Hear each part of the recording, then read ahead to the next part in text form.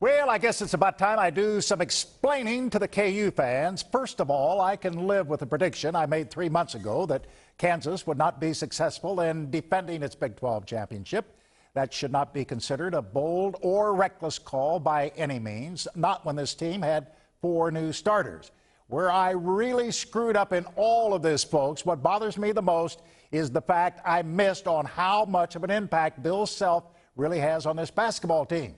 It goes without saying he's a very good coach. What sets him apart from most, Bill Self is a brutally honest man. That's a rare combination in the coaching circles. After a December loss to Davidson, Self admitted his team wasn't very good. He also wondered out loud if this bunch would even make it to the tournament. Self then pulled no punches, wondering if his players even liked one another way back in December. This was all coming down only 2 weeks before the conference season was to begin.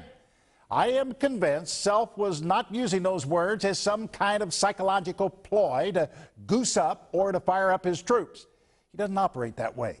Now, 3 months later, these Jayhawks are 2 wins away from another national championship. Still, there have been red flags along the way as recently as last week in the tournament. Remember the close call against Purdue, then barely surviving against NC State, and then, of course, the shootout against Carolina.